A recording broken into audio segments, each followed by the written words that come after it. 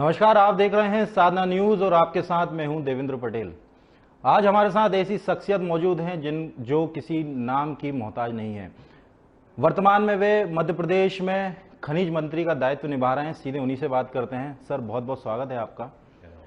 Sir, साक्षात्कार शुरू करने से पहले मैं आज से 30-35 साल पहले के ब्रजेंद्र प्रताप सिंह को जो देखना चाहूँगा कि एक युवक की जो शुरुआत होती है तो एक उसका एक एम होता है कि मुझे आगे चलकर ये करना है। तो मैं उस 30-35 साल के एक ब्रजेंद्र प्रताप सिंह को अगर देखूं तो किस नज़र में देखूंगा?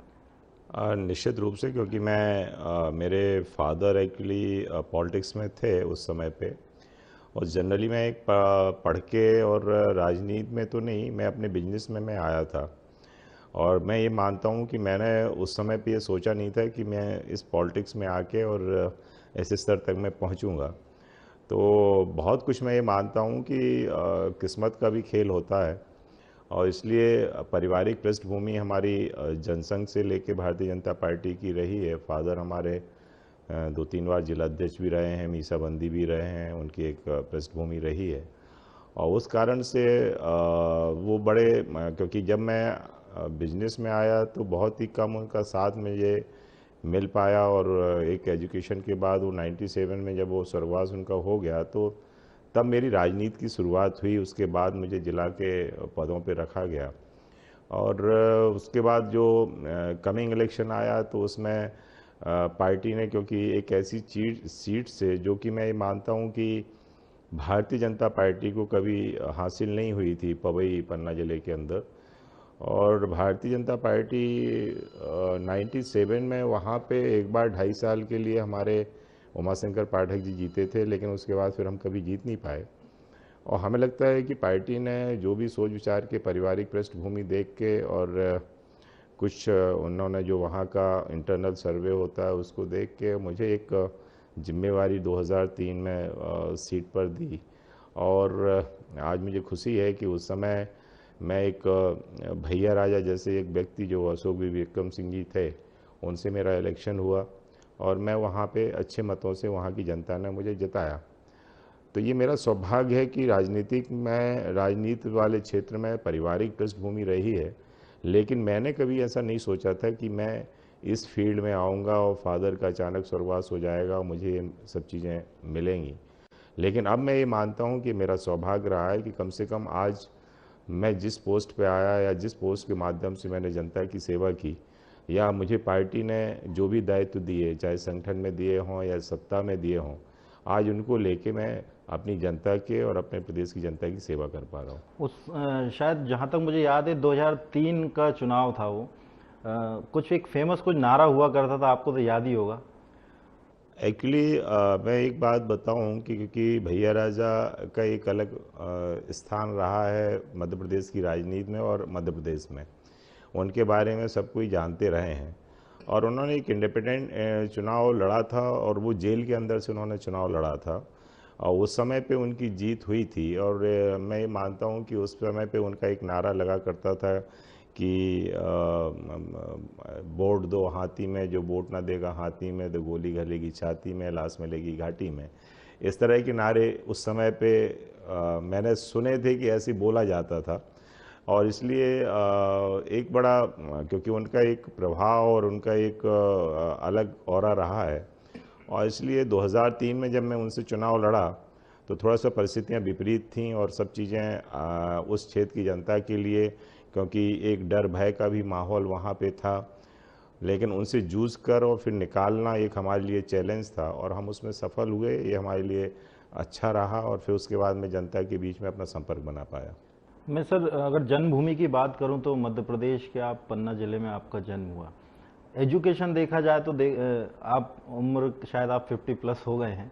एक याद आती है बचपने की कि स्कूल के दिन क्या हुआ करते थे, कॉलेज के दिन क्या हुआ करते थे। मैं बचपन के दिन से ही आपसे जानना चाहूँगा, जब आपने शुरुआत करी तब उस इतिहास के और उन पन्नों को पलट कर देखा जाए, आप भी कभी बैठे रहते होंगे तो सोचते होंगे कि उस समय क्या होता था। देखिए, शरीर के साथ उम्र तो बढ़ती है लेकिन मन बचपना जैसा रहता है। यदि आप जब उस क्षेत्र में जाते हो, स्कूल में जाते हो या जहाँ पे आप पढ़ते होते हो या कॉलेजेस में जाते हो, तो हर एक वो स्थान हमें याद आते हैं जहाँ पे हमने पढ़ा है, जहाँ पे हमने शैतानी की है, जिस फील्ड पे हम खेले हैं, जहाँ पे हम, और वो जब हम उधर जाते हैं जनरली तो हमें ऐसा लगता है कि आज यदि हम फुटबॉल खेलते थे, यहाँ शूटिंग करते थे, तो आज भी हम उसी बचपने में आज भी हम हैं, तो हमारे भी उसी तरह के खेलने का स्वभाव बनने लगता है। जबकि शरीर की स्थिति दूसरी होती जा रही है, लेकिन मन अभी भी हमें लगता है कि हमारा वही है। और इसलिए स्कूल डेज़ और कॉलेज के डेज़ हमें हमेशा ज़िंदगी भर याद आते हैं, और ज़िंदगी भर वो दोस्त भी हमारे याद आते हैं जिन्होंने बचपन में हमारे साथ में रहे हैं। और एक एक टीचर्स भी याद आते हैं कि सरस्वती शिशु मंदिर में कौन हमारे साथ बच्चे थे, हमारे किन आचार्य गुरुओं ने पढ़ाया है। साथ में हमें ये भी याद आता है कि डेली कॉलेज में कौन हमारे स्कूल्स में मेरे साथ बैचमेट थे और किन किन टीचर्स ने हमें पढ़ाया है। और वही श्रद्धा आज भी हम लोगों के मन में रहती है उनके प्रति। तो ये नेचुरली एक जो बचपना होता है उसका एक अलग स्वरूप होता है, और मैं मानता हूँ वो कभी भी कोई नहीं भुला सकता। एक जब जवानी के दौर में जब एक युवक आता है, उसके पिताजी की भी एक अहम भूमिका रहती है कि हमारा बेटा इस लाइन में जाना चाहिए। जैसा कि आपने कहा कि आप बिजनेस के रूप में आप आगे बढ़ गए थे, क्या पिताजी ने कभी ऐसा आपको बोला था कि आप बिजनेस छोड़िए या बिजनेस में जाइए या बिजनेस छोड़ के राजनीति में आइए? मैं सही बताऊं तो उस समय का दौर मैं पढ़ के ही निकला था, बिजनेस मैंने स्टार्ट ही किया था। और जब मेरे फादर उस समय जिलाध्यक्ष भारतीय जनता पार्टी के थे, तो मुझे बड़ी एलर्जी रहती थी पॉलिटिक्स से, और मुझे ये लगता था मैं अपना खुद का बिजनेस सेटअप करूं। और इसलिए मैं कभी भी उस साइड में देखता भी नहीं था। फादर के पास कई लोग पॉलिटिशियंस बैठे रहते थे, डिस्कशन चलते रहते, मैं कभी पार्टिसिपेट नहीं करता था और मैं कट करके निकल जाता था। और जनरली मैं अपना ये फोकस करता था कि मैं अपना बिजनेस कैसे सेट करूं। और इसलिए मैं शुरू से मेहनती रहा हूं। फादर भी कई बार बोलने लगते थे कि इसको जुनून हो गया, ये पागल हो गया है, ये अपने बिजनेस में लगा रहता है और किसी की तरफ देखता नहीं। लेकिन अल्टीमेट मुझे ऐसा लगा कि जो मेरी मेहनत थी या जो मैंने बचपन में अपनी मेहनत की थी वो हमें काम की। और आज मेहनत मैंने भली उस समय मैं बिजनेस में था तो बिजनेस में मैंने मेहनत की, आज पॉलिटिक्स में हूँ तो पॉलिटिक्स में भी मेहनत कर रहा हूँ। मेहनत मेरा एक स्वभाव रहा है, काम करने का स्वभाव रहा है, तो वो आज भी हमें काम आ रहा है। बिल्कुल, मेहनत तो रंग लाती है, वो दिख ही रहा है। आपने पॉलिटिकल चीज़ों की बात करी, पिताजी की बात करी। एक चीज़ और सामने आती है सर, एक पारिवारिक बैकग्राउंड के दौरान जब आदमी विवाहित हो जाता है तो कहते हैं कि धर्म पत्नी का एक अलग रोल होता है पति के लिए। अगर पत्नी किसी और फील्ड में है तो पति का भी एक अहम रोल होता है। मैं आपके परिवार की चर्चा इस साक्षात्कार में जानना चाहूँगा। निश्चित रूप से मैं ये मानता हूँ कि भाग्य एक काम नहीं करता, दोनों के भाग्य काम करते हैं। और इसलिए पत्नी का भी एक अहम रोल जीवन में रहता है, सबके जीवन में रहता है। और इसलिए मैं ये मानता हूँ कि बिना अपनी पत्नी के सपोर्ट के हम अपना जीवन आगे नहीं बढ़ा सकते। और इसलिए कई मायनों में उनका साथ भी हमें मिलता है और मिला है। और इसलिए मैं ये मानता हूँ कि जो भी आज मैं जिस स्थिति पे आया हूँ उसमें पत्नी का भी रोल है। अगर मैं पत्नी की आपने बात कही, मैं बच्चों का अगर जानना चाहूँ, काफ़ी बड़े हो गए हैं वो किसी फील्ड में, किस फील्ड में जाने के इच्छुक हैं और आप उनको किस दिशा में मार्गदर्शन करते हैं उनका? देखिए, सबसे पहले क्या आपके जैसा होता है कि पिताजी ने बोला राजनीति और आपने दूसरा लाइन पकड़ ली? नहीं, एक्चुअली क्या हुआ कि जनरली राजनीति मांगने से या देने से नहीं मिलती, ये खुद के टैलेंट पे होता है। और आपको मैं एक बात और बताना चाहता हूँ कि कोई भी माँ बाप किसी भी बच्चे को पॉलिटिक्स में या किसी अन्य चीज़ों में जब डालता है जब वो अपने फील्ड में सफल नहीं होता है।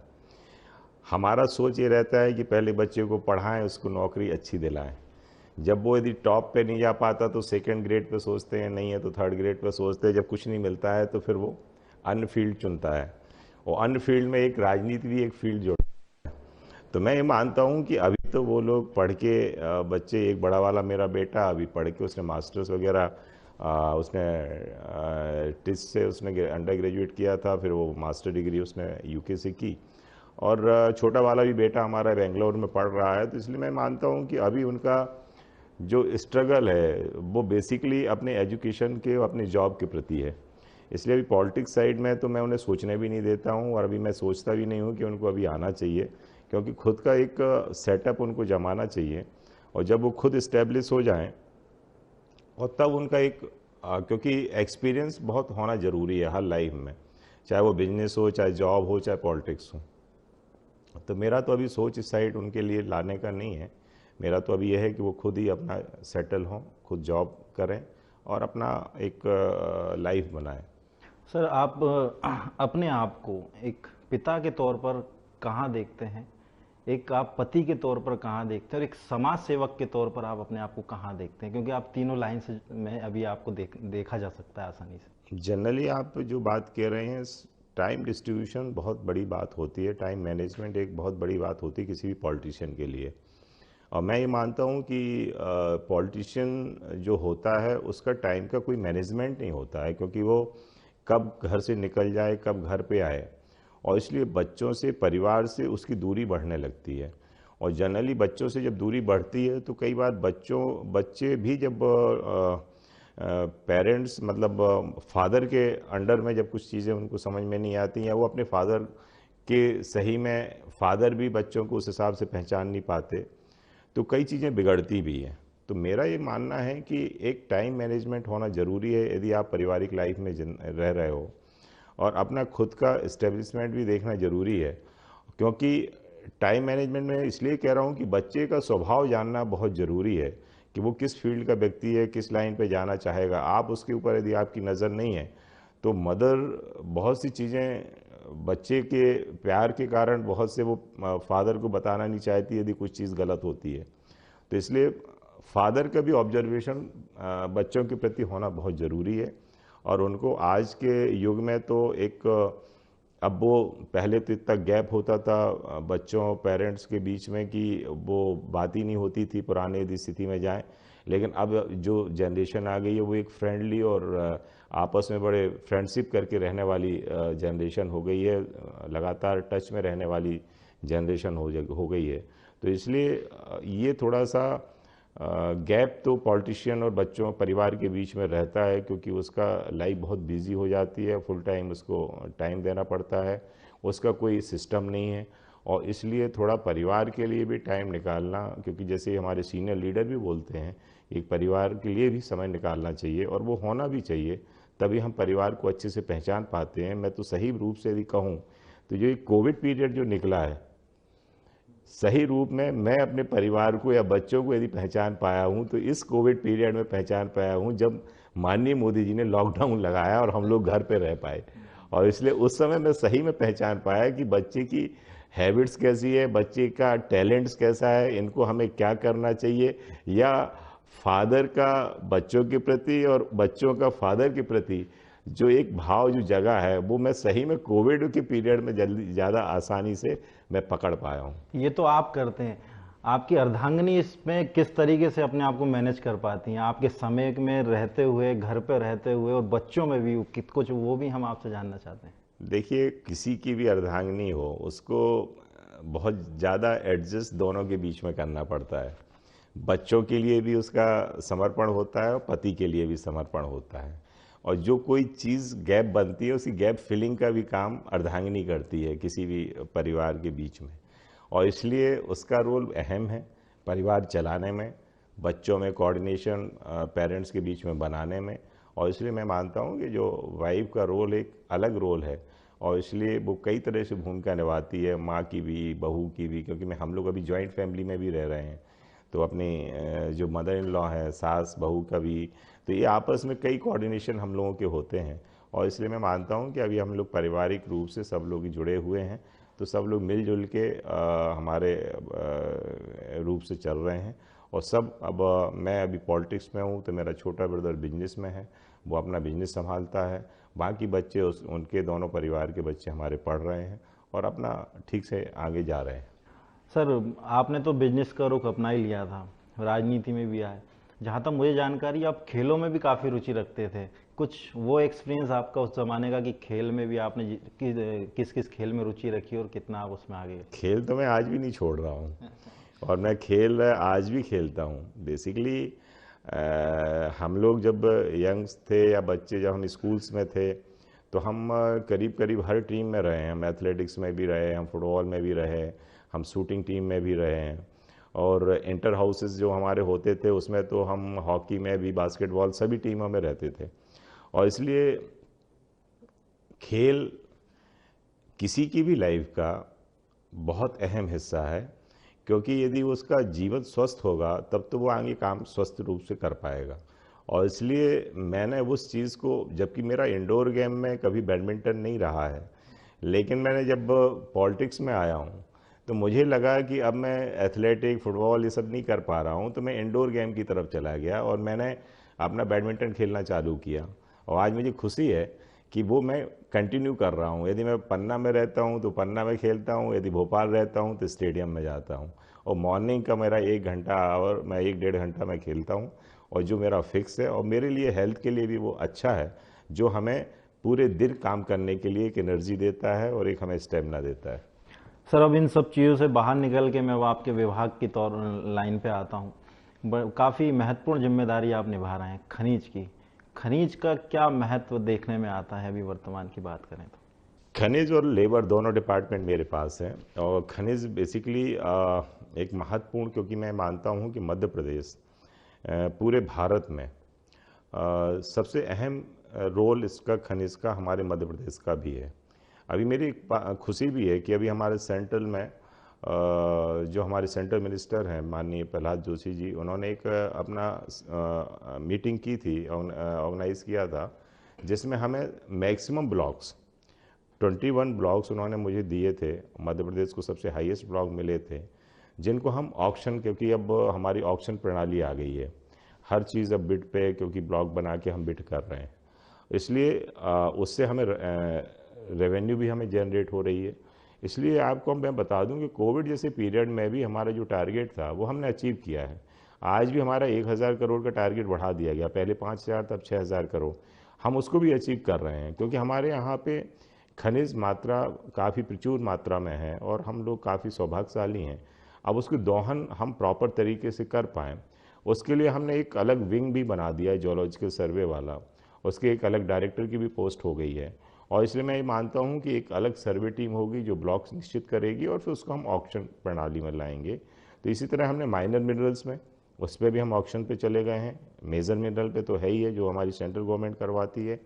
साथ में हमारी जो 2 चीज़ें हमारी लीजेस पे हैं, एक तो सैंडस्टोन फर्सी पत्थर वाला मामला और क्रेशर वाला, वो भी हमारी ऑनलाइन प्रोसेस हो गई है, और उसके एक नियम हमने 31 मिनरल्स के बना दिए हैं, जिसके तहत, उस नॉर्म के तहत जो फर्स्ट एप्लीकेंट या जो उस क्राइटेरिया में फिक्स होता है, उस आधार पे एक हम लोग देते हैं, और एक ट्रांसपेरेंसी हमारी एक निश्चित रूप से बन गई है, जिस पे हम लोगों को अब दाएं बाएं जाने की ज़रूरत नहीं।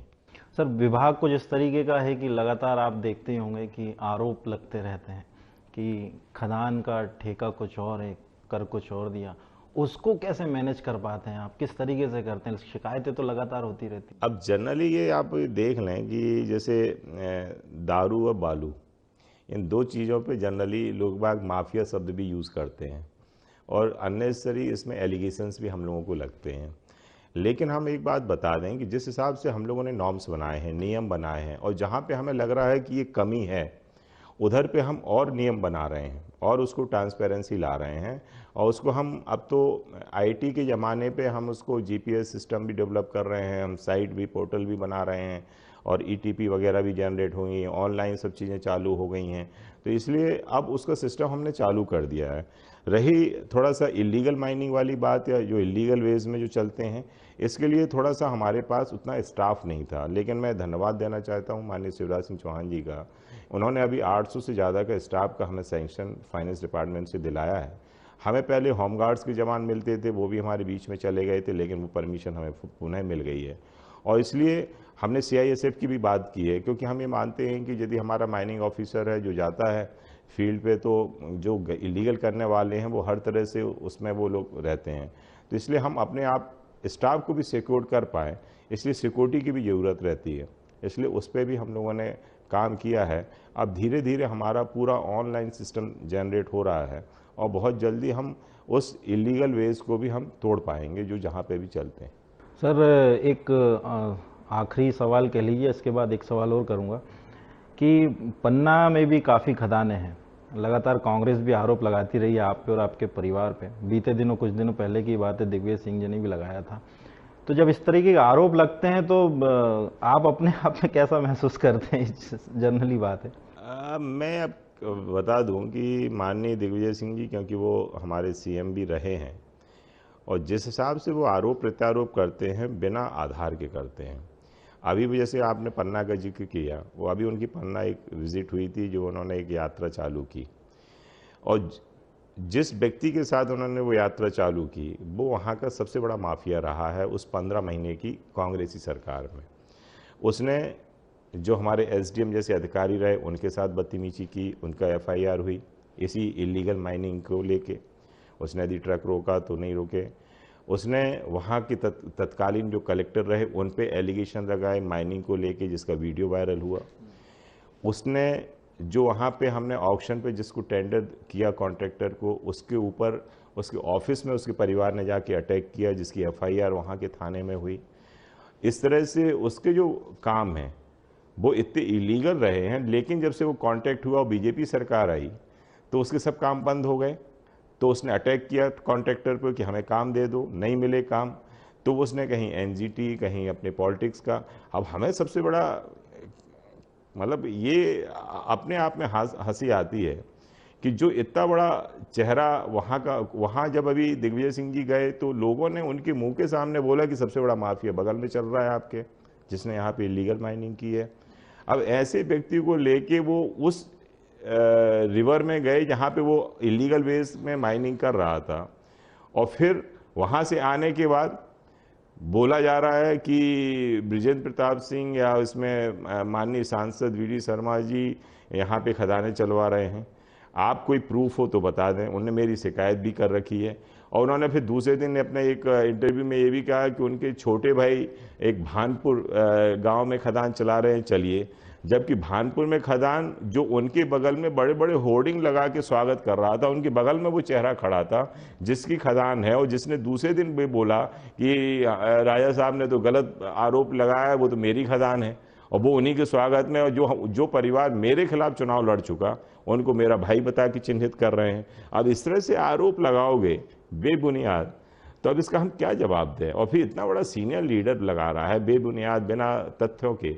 यदि कोई तथ्य है, प्रमाण है तो बताएं। सर, एक अंतिम सवाल और पूछना चाहूँगा, क्योंकि आप बहुत शख्सियत जो है प्रदेश की माने जाते हैं, और इस शख्सियत ने जो सक्सेस हासिल की है इसके पीछे आखिर क्या कुछ टिप्स आप बताना चाहेंगे दर्शकों को?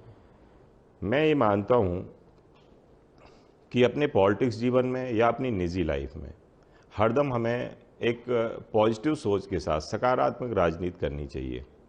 हमारे किसी के साथ भी हम नेगेटिव राजनीति करें या किसी को अनावश्यक रूप से परेशान करके उसका कद घटाना चाहें तो उससे नुकसान उसका थोड़ा बहुत होता होगा, लेकिन सबसे ज़्यादा नुकसान खुद का होता है।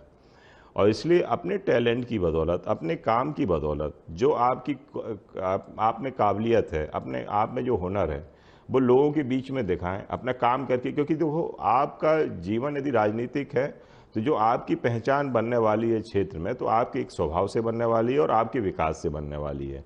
जो आप काम करोगे वो आपके समय के लिखे जाएंगे कि साहब ये उनके समय पे काम हुए थे। और उनका स्वभाव हमारा जनरली ये रहता है कि सबके फ़ोन हम अटेंड करते हैं, सबसे लोगों से हम मिलते हैं, सबके जो काम होने लायक हैं वो हम करने का प्रयास करते हैं, और लगातार संपर्क। जब हम राजनीतिक जीवन में आए हैं तो लांछन लगना स्वाभाविक है, कोई भी नहीं बचता, सबके विरोधी पैदा हो जाते हैं, क्योंकि सब लोग चाहते हैं कि जिस पोस्ट पे मैं बैठा हूँ इस पोस्ट पे आने के लिए कई लोग आना चाहते हैं। लेकिन जब वो एक अपने उससे नहीं पहुंच पाते हैं तो वो कहीं ना कहीं अनर्गल बातें करके या ज़बरदस्ती ऊट पटांग बातें करके, किसी भी तरह से बेबुनियाद बातें करके नुकसान पहुंचाना चाहते हैं। लेकिन मैं ये मानता हूं कि यदि आपकी राजनीति सही है, सकारात्मक है, तो आपको सपोर्ट करने वाले बहुत हैं। और पार्टी में, खासकर मेरी पार्टी में, हमारे यहाँ पे बहुत ज़्यादा लोग बाग सपोर्ट अच्छे लोगों का करते हैं, और नीचे से लेकर ऊपर तक कोई भी आरोप लगाए, लेकिन हमारी पार्टी के लोगों का विश्वास अच्छे लोगों के ऊपर बराबर रहता है, कभी भी उन बातों पे नहीं आते। मेरे ऊपर भी कई तरह के लांछन लगाए गए, लेकिन पार्टी ने हमें आज इस स्थिति पे पहुंचाया है। तो पार्टी के आशीर्वाद की वजह से मैं आज यहाँ पहुँचा हूँ, उनके विश्वास की वजह से पहुँचा हूँ। इसलिए मेरा ये सोचना है कि सकारात्मक राजनीति करो, अच्छी राजनीति करो, बाकी लांछन कोई भी लगा रहा है, विरोधी लगा रहे, तो उनका स्वभाव है। धन्यवाद सर हमसे बात करने के लिए। एक सक्सेस होने के लिए देखा जाए तो सकारात्मक सोच काफ़ी मायने रखती है। इस पूरी चर्चा में एक बात और ये निकल कर सामने आती है कि मेहनत अगर आप पूरी ईमानदारी से करेंगे तो ज़रूर आप भी एक शख्सियत बनेंगे। फिलहाल इस विशेष चर्चा में इतना ही। अगली बार फिर होगी किसी खास शख्सियत से मुलाकात। तब तक के लिए मुझे दीजिए इजाज़त। नमस्कार।